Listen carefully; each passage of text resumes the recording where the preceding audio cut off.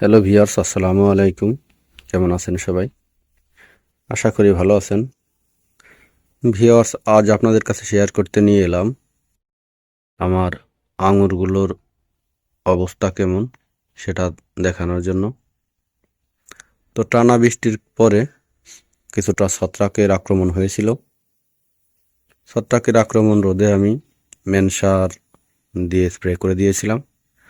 এই দেখতে পাচ্ছেন হালকা হালকা মেনসার কিন্তু আঙুরের গায়ে লেগে আছে।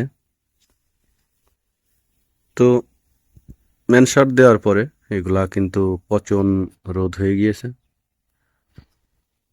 আবার সুন্দর কালারগুলো আসতে শুরু করেছে।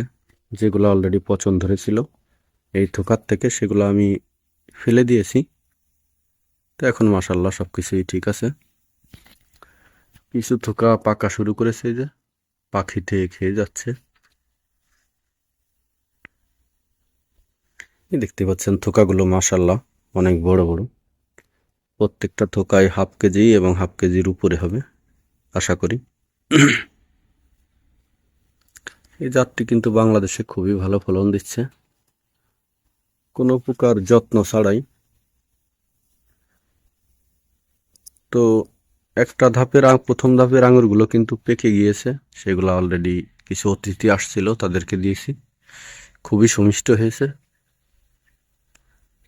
তো এই দেখতে পাচ্ছেন এইগুলো, গাছটি কিন্তু এখনো ফুল দিয়ে আসছে এবং এই যে নতুন ফল সেট হচ্ছে।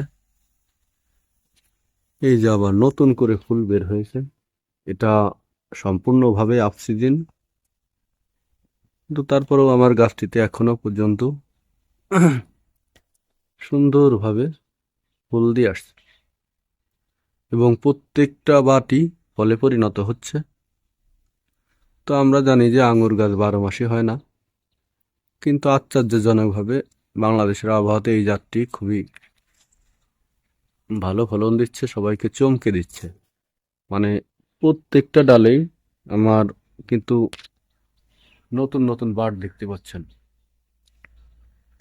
এবং এর প্রত্যেকটা বাটি ফলে পরিণত হবে প্রায়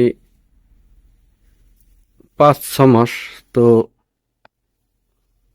কিছু আঙুর এমনভাবে হচ্ছে যেন মনে হয় যে জাতটি 12 মাসি, কিন্তু আমরা জানি যে আঙুর 12 মাসি হয় না। কিন্তু ছোট বড় ফুল ফল দিয়ে গাছে কিন্তু প্রচুর পরিমাণে আঙুর রয়েছে। গাছটির বয়স 1 বছর, এত পরিমাণ আঙুর ধরেছে সেটা আশ্চর্যের বিষয়। মাশাল্লাহ, আল্লাহ তাআলার অশেষ মেহেরবানি।